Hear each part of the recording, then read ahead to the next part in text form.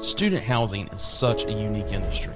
The more unique an industry is, the more important it is for that industry to have a resource and a platform to share ideas and data, to determine best practices, and a platform to simply promote networking among the professionals in that industry. That's what we are setting out to provide with Student Housing Insight. But what's even more unique about the student housing industry is how unique those professionals are. They want to make a positive impact on the students and the university communities they serve. They understand they have an opportunity to touch the future. They come to work every day looking for ways to make that future bright. If you're one of those people, come be a part of Student Housing Insight.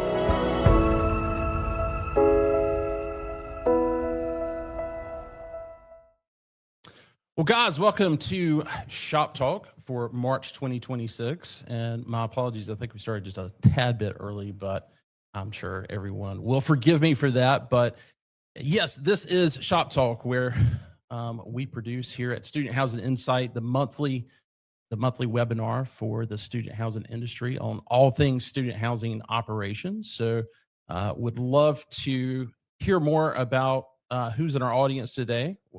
We've got the chat over in the right-hand side. If you're looking at your desktop, if you're on mobile, I think it's down towards the bottom. So please let us know what city that you're calling in from, or what city you're watching from, and would love to make sure that everybody can hear us as well. So a couple of house cleaning items. First of all, if you don't know who I am, I'm Wesley Dees. I'm the CEO of Student Housing Insight. Student Housing Insight is a platform for student housing professionals to network and share ideas and data. So if this is your first time hearing anything about Student Housing Insight, go check us out at studenthousinginsight.com. Again, we want to make sure that this webinar is interactive for everybody. So if you will, use the chat. And if you've got any questions, make sure that you also put that in chat, but put a Q in front of it so that Jan, our producer, can catch that and put that in. He can highlight it for us so that we can see it for our panel. Well, guys, let's go ahead and jump into policy and legislative. Sorry, Dave, can you hear me? I can. Oh, there we go. It looks like your screen was frozen. Sorry about that. Nope. I'm just waiting for you to finish talking. Real quick, let me go over the agenda for today. We've got policy and legislative coming up with Dave Borzos from NMHC. We're going to jump into some of the upcoming industry events that are happening over the next several months. And then we'll jump into March's national and regional pre-leasing update from Charlie. And then we'll also get into our topic of the month, which is a P3 outlook.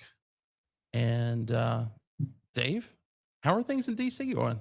A little crazy right now, right? I can imagine. No, not at all. Look, we've talked about this before, is that the administration and Congress have focused on housing, and over the last couple of months had talked about both the House and the Senate each passing their own housing-related legislation. And so the next step would be, can you make these two bills similar to one another and move forward? So that's what the Senate was trying to do, undertaking something that on a combined basis is called the 21st Century Road to Housing Act, which is kind of a meshing together the Senate. I love these names that they put together. Yeah. Before they got going on that, or when they first started talking about it, the president came out with an executive order, trying to ban institutional investors from investing in single family rentals. This has kind of been a media topic, talking about these large institutional investors that were buying starter homes with, not needing any financing and taking away starter homes from young families who were trying to purchase houses. So percentage, however, overall in the industry is, in terms of what they own, is very small. So that created an interesting paradigm that those two pieces of legislation that were passed before, broadly supported by both Republicans and Democrats, right? passed out of committee with unanimous vote and almost everybody voting for both the House and the Senate. So now you got to do this combined thing. With the president's addition of this executive order and him saying that he would not sign any legislation coming from the both chambers if it did not include this ban. So the ban got included and was a mishmash of both Democrat and Republican, and what was both troubling and disturbing that the administration let Senator Warren out of Massachusetts kind of drive the train in terms of what that language looked like. And it included some pretty harmful language to build to rent and potentially some portion of types of student housing. And what that said is if you're either building it and you qualify under this definition of single family housing, and yes, they can qualify if you're doing like some types of cottages, you must sell that property within 7 years to individuals, not to another investor, but to individuals as a single family home. So we all know that in the student housing world, the way the cottages are built, doesn't make any sense. Build to rent in a lot of other areas. We have a lot of student housing members who do both build to rent for the conventional side and said, look, we have a lot of experience in doing this. So it is, as always in legislation, some things are open to interpretation. Some things aren't particularly well written, or they're written in a way that, one, they didn't understand the consequences, or maybe they did and they were trying to go further than what was really intended. So we've been fighting this. That never happens with bills. Oh my gosh, no. Does it? I'm telling you, I'm not sure I've ever seen as broad-based industry reaction from trade associations, researchers, et cetera, about a piece of legislation and trying to push back. Even with all this pushback and even with conversations in the Senate and with people agreeing with what we were talking about, they still went ahead and voted for the bill. So the Senate has passed that. So now our efforts turn to the House to try and get them to not pass the bill as it is. And the House did pass an earlier version of it, correct? Yeah, but that's kind of what got put together. The reason why they're interested in pushing back on what the Senate tried to pass in this joint bill is because, according to the chairman of the House Financial Services Committee, he said, "Oh, you've left out like 40% of what we had in our House bill." So I think they're a little angry with the Senate in terms of what they did, and so we're now spending a lot of time elevating this issue and trying to get House members to correct this through a technical process. I'm not going to go into what that technical process is. So clearly, I've been fielding a lot of calls from those involved in the student housing industry. You've got a picture up here of something that potentially that is a student housing centered cottage style property, which could fall under this disposition language. So it is, it's really troublesome. Will Baker wrote a great article after he and I chatted about what the potential is going on here. And so we're trying to activate everybody across the industry to raise concerns with their representatives to say, look, this is very harmful to the industry. It's just not something that should move forward. So it has really been occupying everybody here in government affairs and research, et cetera, communications department nonstop for the last 2 weeks. So we're hopeful. You never know what happens. Right. So a couple of quick questions. I just wanted, you may or may not know the answer to this, but yeah, this was a great op-ed that the Will Baker posted on LinkedIn. If you guys are not following Will Baker, of course, he's been on Shop Talk and the podcast previously, and he's got great insights, has been part of this industry for decades now. And go read that and get a little bit of understanding of what his concerns are. So student housing, obviously there's a lot of student housing developers that are in BTR because a lot of them came out with this cottage type product for student housing. Now, a lot of that student housing cottage stuff is also built in zoning that's specific for student housing or institutional or whatever. Is zoning going to have any play into that at all? Do you know? It's certainly something that we've been bringing up frequently, only because of the, again, members of Congress shockingly don't really understand zoning, don't understand single plat versus individual plat, and the difficulty of simply saying, yeah, we're going to force you to sell this house, Yeah. quote unquote. When we go to talk to them, even though some of them voted for, they have no idea what they voted for.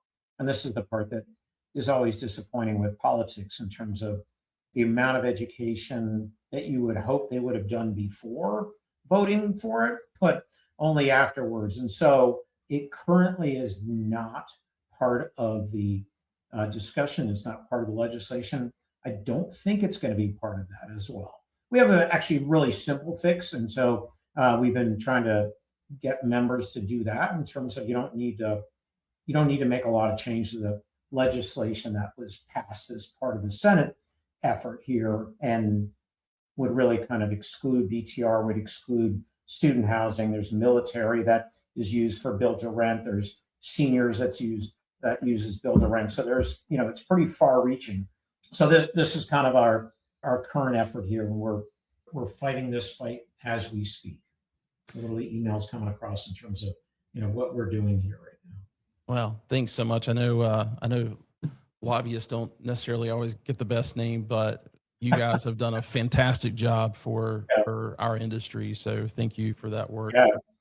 Two more quick things. And obviously I mentioned, those two individual pieces of legislation. Now there's joint one in terms of, a focus on housing and the president's executive order in January.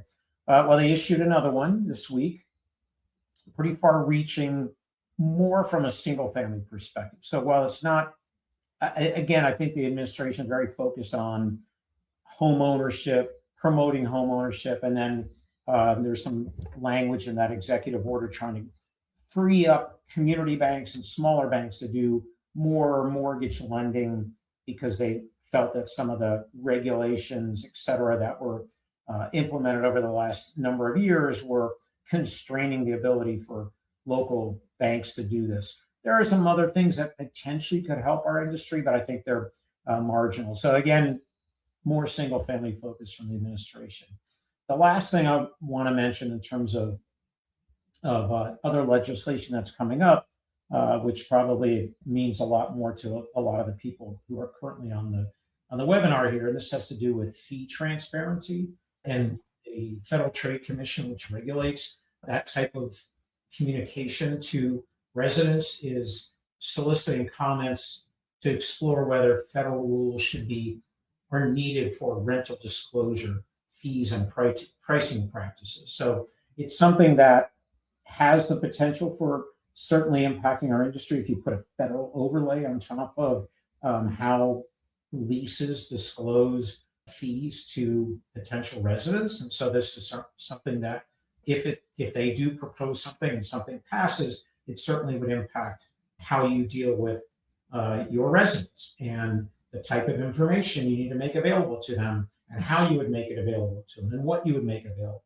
Our affiliate organization, which a number of people on this phone, your organizations may be familiar with, which is our Real Estate Transformation Technology and Transformation Center, which advocates on behalf of technical issues. This is something that they have been in discussion with both the White House, with FTC before, and what they've really been pushing is developing a data model called MITS, which they actually developed quite a number of years ago, which is a multifamily information and transaction standards. Okay.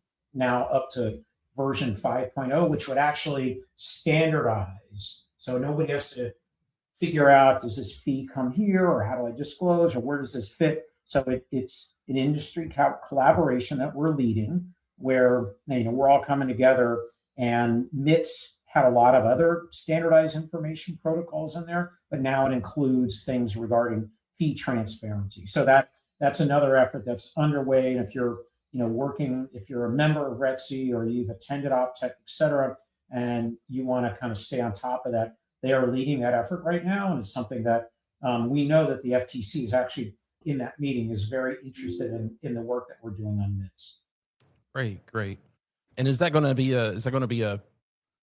have to go state by state as well? Or well, so the FTC would do it. They can only do it at a so they can Right. implement some type of standard at a federal level, and the states would have to comply with it. They may go further than that. It's up to the state whether they want to do that or not. But the federal level can only impact kind of, here's your minimum that you need to do. An individual state could enact something that goes further than that. Gotcha. Well, hey, before we let you go, Dave, I wanted to bring our friend Rich on really quick. We're going to talk about interface in a moment, but correct me if I'm wrong. You've got something going on this year that you're not going to be at interface, correct? Yeah, so it is. It's called Spring Break, and I'm going to be in a Caribbean island, unfortunately, quote unquote. Rich said he wants to come with me, which I understand. If you got that many people to corral and that many agenda and panels to put together, going to St. John, Virgin Island is probably more appealing. So, I have an extra bedroom, Rich. So. We'll drink a margarita for all of us. Absolutely. We'll make sure to drink one for you as well. And right. Rich, any questions for Dave on this housing bill stuff before we let him go? No, it sounds pretty important though. So thank you guys for trying to get to wake up the legislators to some of the hidden implications of this. All right, I got to hop. I got another call that started 2 minutes ago. So I'm all right. Thanks, Dave. Have a dip in here. So take care, Rich. Good luck with everything in a couple of weeks. Thanks, Dave. Enjoy your trip. Thanks. Take care. Well, Rich, it is just a couple of weeks out from Interface, and we'll talk about that in just a second. But I do want to bring up here, we're going to go over several different events. We've also have one of our friends from BISNOW to talk about several things that they've got coming up. But I want to let our audience know really quick, if they want to if they want to see all the industry events that are coming up, there's no better place than our website, studenthousinginsight.com. And then go to our events tab. You'll see a complete list in chronological order of things that are coming up. And you'll also see some of these. We've got exclusive discount codes for our Shop Talk and Student Housing Insight audiences. So make sure you check there. We've got a couple of 20%, 10% discounts on registration. So make sure to check that out. But let's talk about what's coming up here in less than 2 weeks. And that's the Interface Student Housing Conference happening in Austin, coming up on March 30th. Rich, what's the latest and greatest? You've given us a couple updates since January as this is coming together, but any announcements that you want to make? Yeah, no, it's showtime is around the corner. 2 weeks from today, we'll all be in Austin. Yeah, lots going on. Panel prep calls for all the panels going on these next 2 weeks. Innovator Awards judging will be wrapping up the end of this week over the weekend. So we'll have the Innovator winners finalized by middle of next week. Attendance continues to grow. I think we're going to be over 1,500 people, which would be probably higher than we were last year, despite the fact that we have run into a few spring breaks in Chicago and I guess DC area, which is unfortunate. But no, all in all, things are going along great. I checked the weather in Austin. It looks really nice and warm, which would be welcome for all of us in parts of the Northeast and the Midwest and even the Southeast. So yeah, everything's pointing towards a great event. Well, I'm definitely looking towards consistently warmer weather, because here, even in South Carolina, we've had, in the past 4 weeks, we've had everything from 11 inches of snow to 85 degrees. And today the groundhog never lies. Let's just put it that way, because I woke up this morning to 28-degree weather, and it's wreaking havoc on my allergies to say the least. So, and I know a lot of folks in Austin will also complain about the it's not the cypress tree. What is it? One of the trees. I know that a lot of folks, somebody could put it in the comment. I'm sure they'll know what I'm talking about. But anyway, well, great. Well, I want to bring on really well before we get off of interface. A quick note to everybody that works for an ownership equity firm or as an operator, property management firm. We've got a special event for you. This has been something we've been doing for several years now. We're changing up the branding a little bit. We called it our networking brunch and live podcast, but this year we're calling it our Shop Talk Link Up at Interface. And it is a networking brunch to kind of kick things off on March 30th before the first sessions begin. So if you are and I believe Jan has put a link in the chat for those that if you are an owner and operator or work for one of those firms, you are invited. So please fill out that contact form. We'll make sure to get you an invite so that you can RSVP for it. That's going to be March 30th, starting at 11 a.m. and concluding at 12:30. So, Rich, I hope you're able to drop in for the brunch, but I know at that time it is prime time for you and your team of getting everything ready. So, but hope to see you. Anything with registration that you want to mention? I know it's typically on the 4th floor. Is that right? Yeah, registration is on the 4th floor. Certainly, registration will remain open right up until the event, including on site. So if people want to register on site, that's completely fine too. But yeah, we're on mostly the 3rd and 4th floors at the hotel, and very excited to see everybody. Anyone has any questions, just feel free to reach out to me or any of my colleagues, and we'll get them answered for you. Well, great. I appreciate it. And Thanks, we're going to thanks, Rich. We'll see you. Bring up Elizabeth Baker with BISNOW. Liz, how are things going? Things are going great, Wes. Thank you so much for having me. Well, I wanted to bring you on today just to give us a quick overview. We announced last year a partnership with BISNOW as you guys have been expanding your student housing conference schedule. And what's great about BISNOW conference schedule or BISNOW conferences from a student housing perspective is they are in and out in one day. They typically start around 8 or 9 o'clock. And then you have like a networking lunch or break for lunch. And then you're out of there by 1 or 2 o'clock if you want to be. So these are great, but you guys have also provided a 20% discount for anyone using ShopTalk 20. But if you could, you've got 3 events that are coming up. If you could just give us a quick overview of those locations and anything else you want to tell us.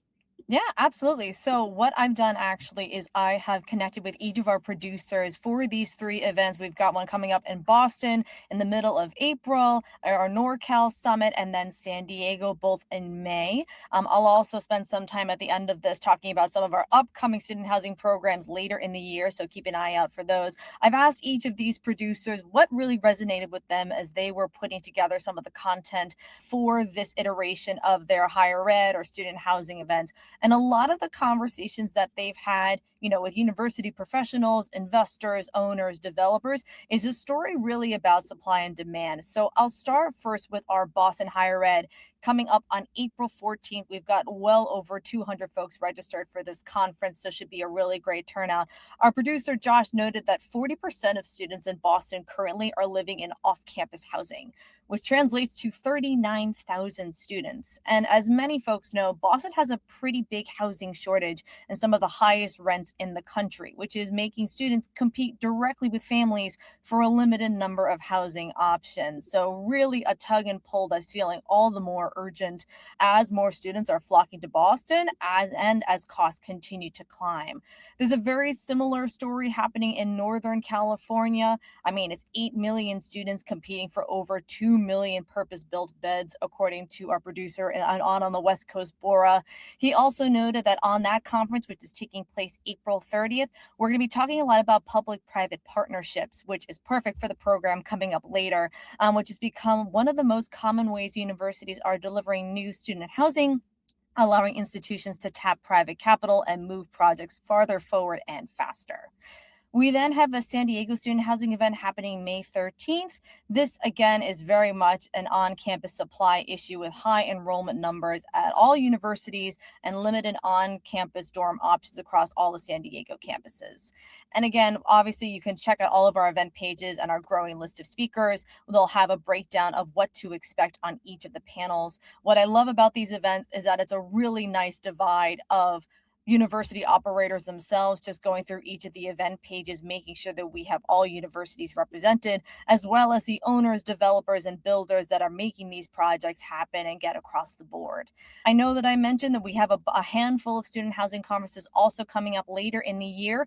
I'm just going to tack out a couple of markets. We've got one coming up in Raleigh, LA, Atlanta, London. That will be all UK centric, Phoenix, Seattle, and New York. And if folks have any questions for me regarding those events, you're always more than welcome to reach out to me directly. You can ask Wes for my contact info, and I'd be more than happy to provide those markets coming up.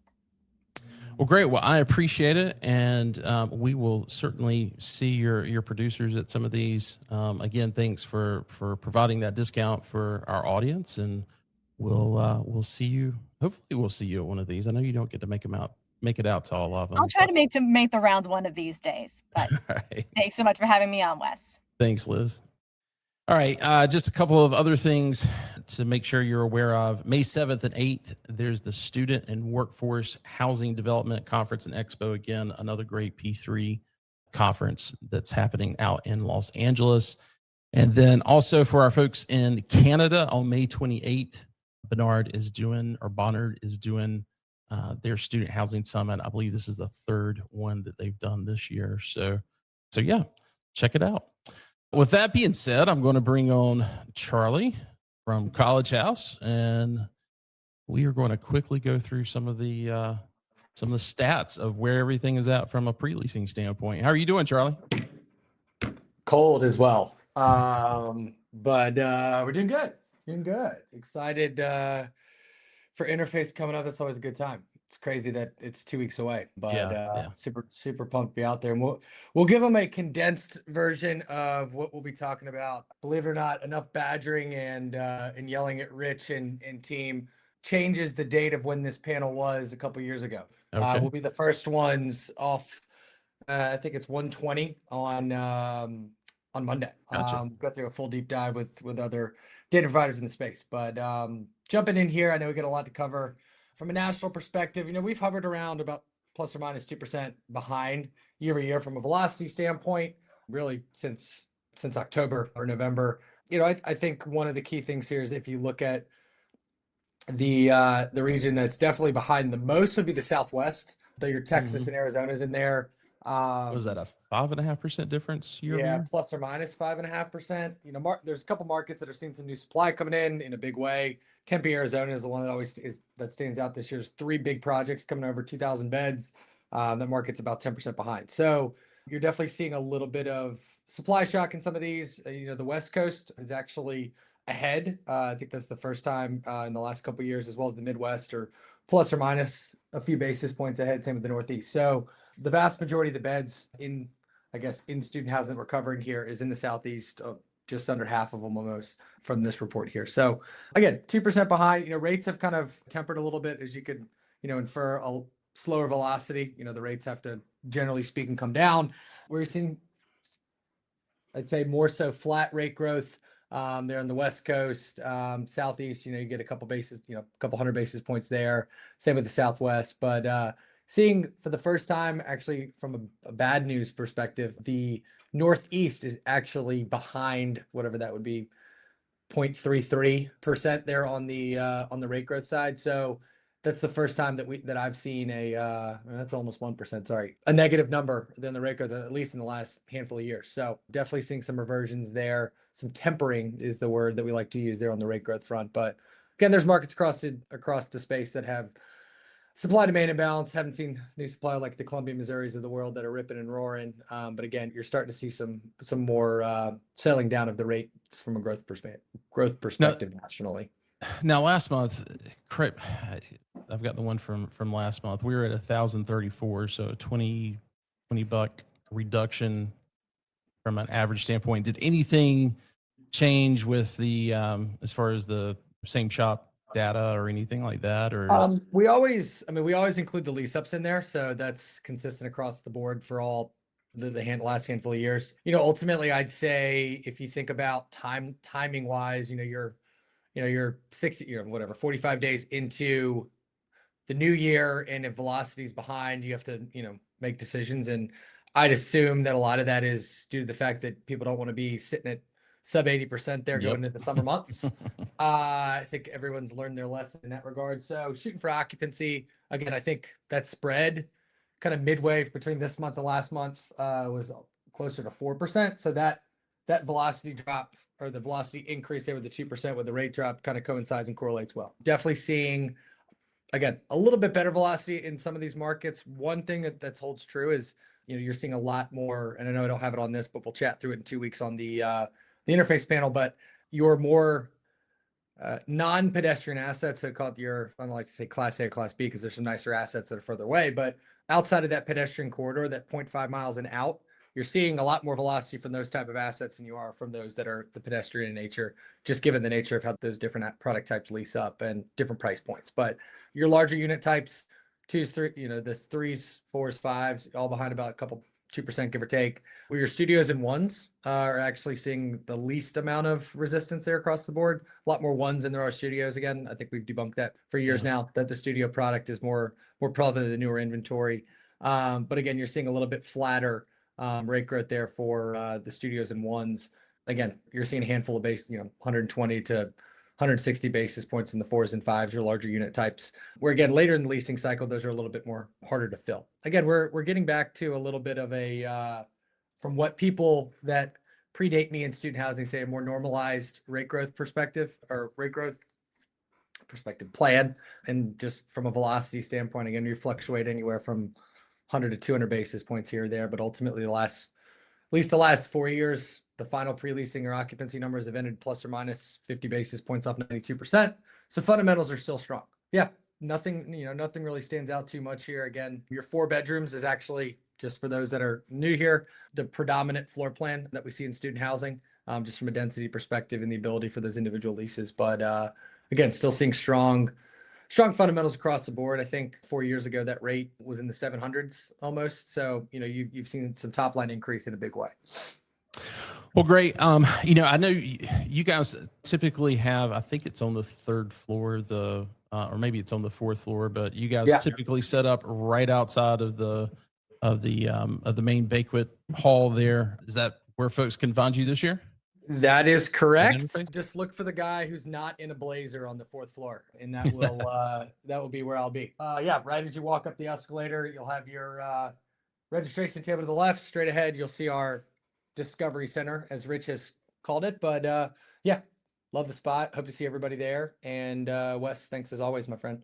Well, great. And next month we'll have the return of our operator panel that gives their perspectives on the on what they're seeing on the ground from a pre-leasing perspective. So it will be very interesting coming post interface of everybody being able to kind of take a breath and talk to each other and say, okay, what are we seeing that's different? So looking forward to that one next month. Likewise. We'll see you in Austin, my friend. All right. Take care. All right, guys. Well, let's get to our topic of the month, which is a topic that we have been covering for the past 3 years on Shop Talk. We dedicate a segment to what's happening with the P3 sector of student housing, which is typically from a on-campus perspective, but wanted to really quick have our folks our panel introduce themselves. So Mike, we'll start with you. Thank you very much, Wes. Mike Polzine, Senior Vice President for Capstone Management Partners. Thanks for having me on today. I'll go next. Hi, everybody. Lindsay Stoll. I'm a Managing Director with Reith Jones Advisors.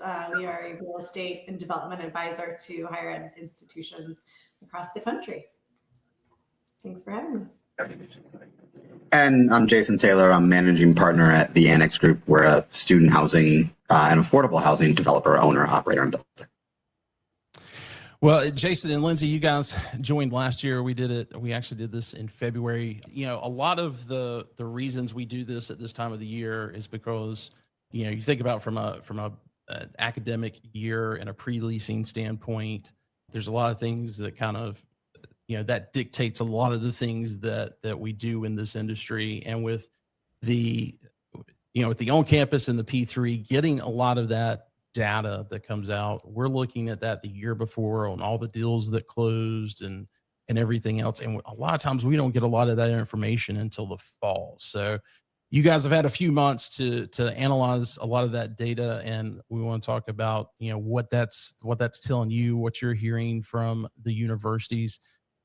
Mike, we haven't had anybody from the operations standpoint on this segment in the past, and I wanted to make sure that we cover that this year, because this past year, I think more than any other time in my career, I've had a lot of folks that have, you know, either sent me messages or pulled me to the side in a conference or whatever and said, "Hey, I'm thinking about going onto the P3 side, you know, from maybe it's a job opportunity, maybe it's a development opportunity." And they start asking about, you know, who do I need to talk to in regards to operations? How much different is it from that standpoint? And you and Jason have a ton of history in your careers based off of operations. And I kind of really just wanted to open the first question up so that folks that are in our audience who are in that situation can hear this from, you know, from the guys that have been doing it all of their careers. What is actually different about operating a P3 housing community compared to a traditional off-campus student housing property? Yeah, I'll take first stab and then let Jason weigh in as well. I would say it really is all about communication, responsibility, and collaboration. You're going to do the same basic principles, right? You're trying to fill your beds, you're trying to collect the money, and you're trying to provide great customer service to your students. In an on-campus environment, there's a little bit more communication and collaboration there. So in terms of responsibility, you may not do the leasing aspect. The university may want to have responsibility and control over that aspect, in which case you're going to be solely focused on customer service and facilities, programming potentially if the university wants to do that. So it really starts on campus with what are the areas of responsibility that the university wants to maintain, and what are the areas of responsibility that they want the management company to kind of overtake. So that's where it kind of starts. I would say the other piece that is huge in my book, and this is for on campus or off campus, is communication. You have so many different departments on institutions, whether that's residence life, housing, facilities management, you know, the upper echelon levels of the university as well, that all want to be involved in communication and what's going on with their students on their campus. So it's not just a matter of, you know, you're going to go try to collect the rent from the students on campus. You want to be mindful of what that messaging is, what the intended outcome is, and also communicate that in advance with the housing folks, because guess what? They're going to go to the president of the university first. If you demand rent first and foremost, it gets paid immediately. They're not coming to the office to talk to the management company. Transparency and communication are key. And then collaboration with all the departments. I'll give one example of, you know, sustainability, which is huge across the country nowadays. Most management companies wouldn't really track like Freon usage or other things of that nature or benchmarks. You have to do that when you're on campus because they have to report up in terms of their footprint, energy footprint across the board. That is a real metric that you on an off-campus facility aren't typically going to judge and or measure. I'll stop there. I could probably go on for a little bit longer, but I don't want to take all of my colleagues' time there. So. Yeah, and I'll just, you know, piggyback on that. You know, obviously everything that Mike said, and I think the collaboration is the biggest point. Mike, I think you made a point when we spoke a while back around sometimes we are the most frequent connector of various university offices and departments. Oddly enough, sometimes they're not great about talking to one another about specifically housing. And oftentimes, you know, you raise a point with the residence life office that hadn't been raised to the facilities management or capital planning office that hadn't been raised to the CFO's office. And sometimes they have 3 or 4 different ideas about what they'd like you to do as a good partner. And what you need to do as a good partner is get them all in the room and figure it out. And sometimes that is, I think, one of the major big differences. I think it's more clear in our purpose-built off-campus student housing what we're aiming for. which is, strong lease up, good rent growth, solid ROI, grow the bottom line, because we're all, fiduciaries of our investors. And it's a different motivation on the student side on the P3 side. And many times universities are a bit siloed and sometimes differently motivated within the institution. Gotcha. A quick follow-up question, again, for those that are listening and thinking about, what a switch to the P3 side would look like for them. And, one thing that I've heard them say as well is, they have a colleague that is, working for the on-campus Res Life department. They've got their master's or their PhD. I'm amazed at how many of those folks have got their PhDs, and they're a little concerned that even working for a P3, that's going to be something that, that's going to be a requirement. Can you guys kind of just outline what it is that you guys, would be looking for, a fairly sizable, call it 500 to 3,000 bed portfolio of asset or assets on campus where a P3 is involved? Anybody want to take that one first? I didn't prep you guys for that one, so. Yeah, Jason, please. You were actually cutting out on me a little, Wes, so I didn't quite catch all of that question. Yeah. So the question was, one of the things that I hear from folks that are considering this jump, they know someone that that works on campus for Res Life or housing or ancillary services, and they've got their PhD or master's, and they're a little concerned that they may not have the requirements that are needed to work for a P3. My question is, for you guys are typically working on deals anywhere from, call it 500 beds to 3,000 beds. What type of, if you're looking for someone to manage that, what type of person from a kind of a prerequisite standpoint, both degree, but just overall experience, are you guys typically looking for someone in that position? Mike, did you catch the question? I'll let you take that one first. I think he's still having issues. All right, well, I can. Yeah, I got want to most get of it, Mike's sorry. answer because I would say the biggest piece. Go ahead, the Mike. I think biggest you got a piece little I'd bit of say delay, is but a go ahead. communicator, and we kind of lean. Yeah, the biggest piece I'd say there's a communicator. You have to be able to bridge all these university departments together and also communicate effectively. I've done this several times over my career where we've brought an off-campus operator to an on-campus or P3 institution. And really, again, the primary goals of the job don't change. It's just how you get there. And typically you have to bring those departments along with you as you get there and get their buy-in specifically. So it's someone that can be highly collaborative, communicative, and also band a group of individuals together that, as Jason alluded to earlier, may not be typically, communicating on a day-to-day basis with each other. And I apologize for the technical difficulties. I've closed every window I possibly can at this point. So, No worries. Jason, anything to add? no, I mean, I want to hear Mike's answer because he's going to hire someone to manage a property where they're going to manage for us in Southern California. So I just want to find out who was going to hire for me. But in seriousness, I think Mike is right. It's just about, first and foremost, a very good communicator. And then I also think that communication is not just with the institution. That's also how you communicate back with the company, with whether it be CMP or the Annex Group, how you communicate back with us. And obviously in P3 world, we also deal with a variety of nonprofit owners, and the level of reporting to those owners, because you're often securing the financing for the project with municipal securities, right?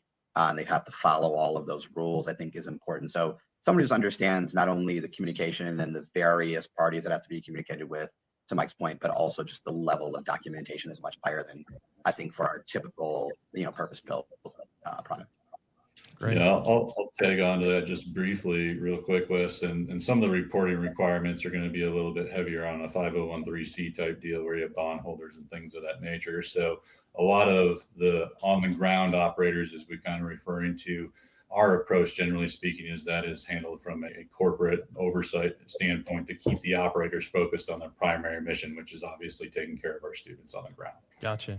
Well, thanks for that. And for those of you in our audience who are facing that decision, I hope that it helps you clear that up a little bit.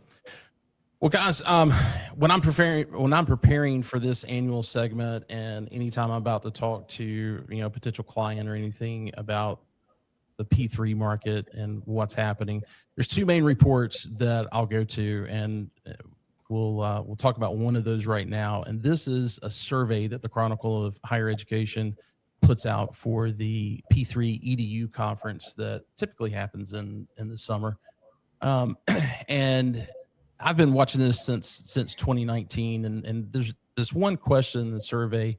I believe Jan will put in the chat the link to the full survey results if that's something you want to take a look at. But in what areas is your institution most interested in pertaining to private companies? And student housing this past year ranked, or of everyone that was surveyed, 20% of them said student housing. Like I said, I've been tracking this since 2019. There was actually a break in the survey between 2019 and 2024 because they weren't having the conference due to COVID. But this is going down quite drastically since 2019. It's reduced roughly by half. It was 39% in 2019, 28% last year, or in 2024, which was the 2023 survey, and then 2025, as we mentioned, is down to 20%. I will say the number of people surveyed over those 6 years has grown by 100, but those are all presidents, CFOs, provosts, and for 2025, I think it was a total of 354-ish that were surveyed for that. So my question to Lindsay and Jason, because you were talking to these universities all the time, and I don't know what this survey is saying is really representative of the conversations that you guys are having. But that question is, are universities showing less interest in housing partnerships right now? I'm happy to start with that. Go for it, Lindsay.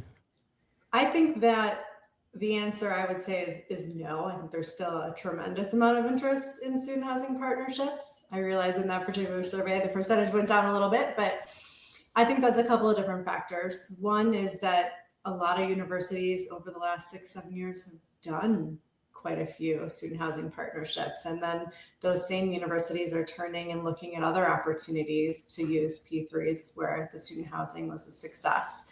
The other thing I would say is, though, student housing is involved in a lot of other projects, but almost as just part of a larger mixed use project. So that's a big trend that we've seen over the last 12 to 24 months is bigger, more complicated projects that have multiple asset types. Student housing might be one of those, but it's not the only asset that's in play. Yeah, and I've seen less. There's probably, I'd say no. And I think there's probably two things that are at play, which are, one, folks have hired Lindsay and RJA and their other contemporaries to get smarter about it. I think if you go back to the late 19s, if you will, there were a number of institutions who thought for themselves, Mike Polzini and I, when we were together at a prior company, experienced this. Hey, we can build exactly what we would have built for ourselves. Otherwise, it's freshman housing. We'll build it exactly the same way. It'll be LEED platinum with the largest geothermal field you ever saw in your life, and $300,000 or $400,000 a door. And we'll just get some developer to give us the money for it. And that's the way that it works. And I think that, we're fortunate that we've got advisors in the field like Lindsay and our colleagues at RJA who have gotten institutions to sort of get real and think more realistically about what it means to be in a P3 and a partnership, what it means in terms of what we can and can't do. And I think, what I would say is, yeah, I could guess that there may be less initial interest.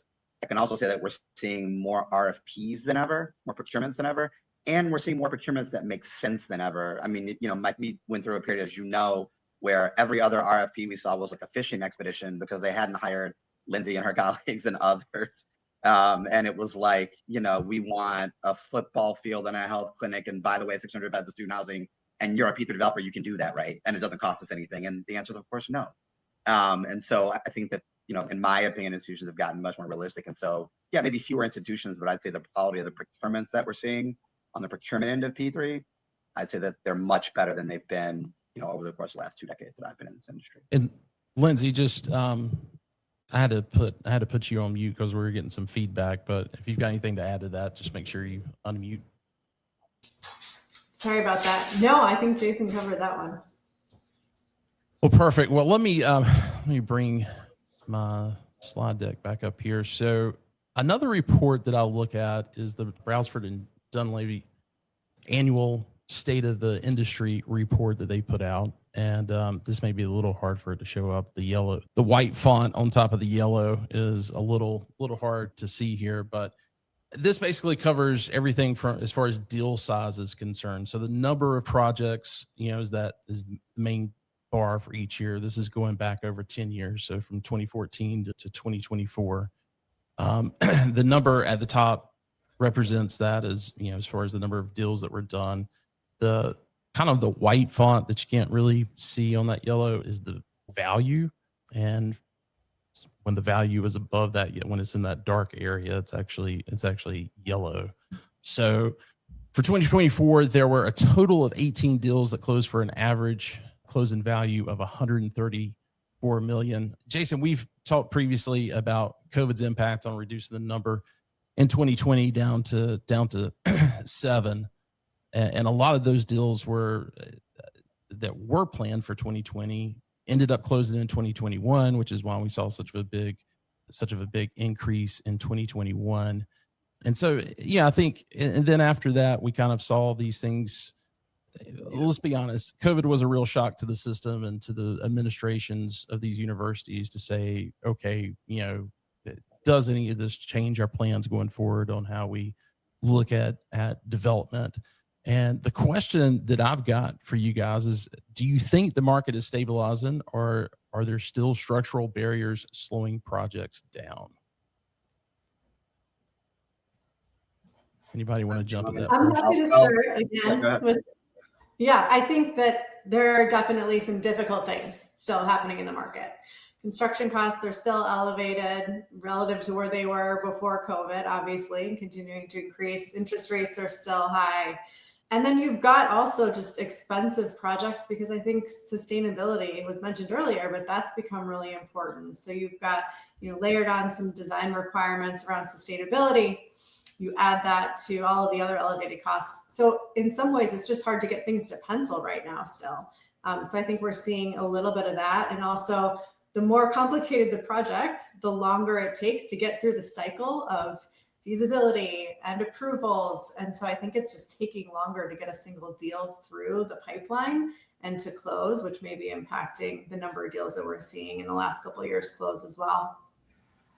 Yeah, I think that last point that you made, Lindsay, is spot on. I mean, Mike and I together with our firms won a deal last year that won't close until next year, right? So it's a 2-year cycle to get to closing, not for anything that anyone did wrong, but just because of the entitlement process where it's located. It's going to take us 6-ish months from award to get the deal closed. I think the other piece is, and the white number, which becomes yellow, I think over to the right here in 2024, shows very clearly we're also seeing more P3s in more challenging markets, right? So Liz was on earlier to talk about Boston and the number of P3s they're seeing there. Mike and I were involved in with our colleagues at American Campus and a project at Northeastern University, and they've gone this on to the second phase. That's a really expensive, really difficult, took a long time to get to closing, relative to other purpose-built process. And we're seeing that in Chicago at a project we did at University of Illinois Chicago. We're seeing that in California, for example, across multiple campuses, community colleges, UCs, and Cal States, where we're seeing more projects on those campuses where the markets are more difficult and it's more expensive to build. And yet, we're seeing that escalation, therefore, of the project value and just development difficulty, if you will, of those projects. And that's why they choose to partner with, I would hope firms like Annex and our colleagues who are really good at development and can help get through what are really difficult, the onerous processes and really expensive construction markets. All right, quick question. Something else with this is that came in this report is that we've also got an increase in average bed count, increased from 600 in 2023 to 800 beds. It was actually 400 beds in 2022. So course of 2 years, those have doubled. So that's my question there at the bottom of the screen. The projects are getting built or getting significantly larger. Is the minimum viable size for a student housing P3 project increasing? Yeah, the easy answer is yes, and you could just say housing increasing. And I'm fortunate at Annex, we do affordable housing and we do market rate and we do some workforce. Our minimum size unit wise to make a deal work, no matter the market, has gone up 10 to 20% over the course of the last 5 or 6 years. It's gaining those efficiencies, even as a very vertically integrated firm that we also build for ourselves. Gaining those efficiencies is really challenging. Gaining those efficiencies in markets where, Lindsay, how many years are we going to tell ourselves, oh, construction costs are about to come down next year? We know it. We've been saying that to ourselves for a decade and it's never happened. The increases have just gotten slightly more, swallowable. And so I think we're seeing that across all multifamily housing at this stage, that the deals have to get a little bit bigger and add a little density to make them work. Yeah, I agree completely. I think some of it is that density does help with feasibility.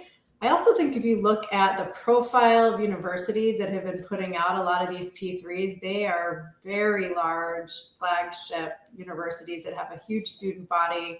They've got replacement beds they need to take care of from old infrastructure. They have enrollment growth that they're facing. And so there's just also an increase in the number of beds needed, given who some of these universities are relative to 5-10 years ago. I think we've seen just a lot more Power 4 Ivy League institutions coming out, those that are really strong and thriving. So I think there's a couple different factors at play there as well. Mike, you guys just delivered something this past year in Colorado and your neck of the woods. I think there was an announcement I saw in the past month or so. Was it Charlottesville? Is that the other one? Colorado School of Mines, possibly. Yeah, this was another upcoming deal. Anyway, but do you agree with that?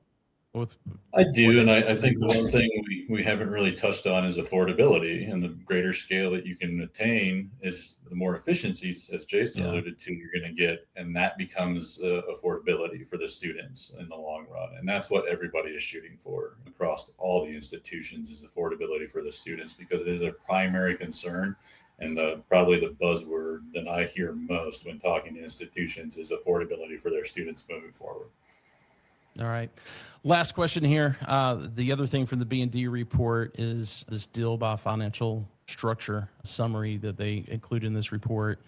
2024 was, compared to the previous 2 years, there was a big uptick in tax-exempt debt. And so my question to you guys, based on deal structure, what will be the most common financial structure we will see public universities utilizing over the next 2 to 3 years in order to close their housing projects? Yeah, I think Mike had a perfect segue to this question. I think a lot of why you're seeing that is because of affordability. And so getting the lowest cost of capital for a project, I think, is really important in achieving that aim.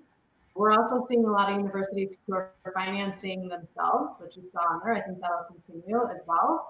And there's an interesting thing with that where they can get the lowest cost of capital, but they can also get all the benefits from having a developer-led design and construction process, which is really bringing cost effectiveness to the entire life cycle of the project. And so I think that's just something that's going to continue as well for those universities who are not trying to have kind of an off-balance sheet arm's length transaction structure. But I think equity, it's just challenging right now with the cost of capital and all the other costs being elevated that we discussed. Yeah, I totally agree. Jason, cap rates and cost of capital. Yeah, follow cap rates and cost of capital. I think that's the name of the game, and that certainly follows with what we're seeing. We're seeing more tax-exempt bond deals than not. We're seeing more university credit deals, I think, than we have historically, and we're also seeing more sort of complicated capital stack type of transactions. Lindsay, I know you and your colleagues at RJA just did one in DePauw, at DePauw University in Greencastle, Indiana, that included various sources of capital within the capital stack for the project, and we're seeing those. There's an RFP out at Ball State University right now that's very similar. We're just seeing more of those right now as well, where I couldn't necessarily call it one thing or another. It's got a pretty good mix of types of capital in the transaction to make it work. Again, mirroring the rest of multifamily housing. Well, guys, thanks so much for taking some time out today to help the rest of the industry kind of understand what's going on in the P3 world. Mike, it's been fantastic, and I had to mute you there a little bit because there was some feedback. But thanks for giving your insight from an operation standpoint, and looking forward to Lindsay, Jason. I know you'll be at Interface, Mike, or I know William's going to be there. Are you going to be there? I will also be there. We'll see y'all there. Fantastic. Well, again, thanks. And I'll go ahead and move into the closing part of the episode. And guys, really appreciate everybody joining in on this St. Patrick's Day edition of Shop Talk, and appreciate everybody sticking in until the end, and want to make sure that you are aware of the next one. It will be Thursday, April 16th. So after tax day, I won't have to do a tax day graphic. So we'll be doing that on April 16th. And if you've gotten any value out of this, I ask that you please share this with your colleagues. They can go to ShopTalk.Info and register to receive our calendar invites, as well as pull down any of the previous Shop Talk editions. I think we've got all 3 years there now. It'll be 3 years next month, if I'm not mistaken. So terrific catalog of information there, along with all of the slide decks and everything else that we've used. So great information if you want to go back and see how things have been trending over the past 3 years. But again, that's ShopTalk.Info. Well, until April, unless if I see you at Interface, I will see you next month.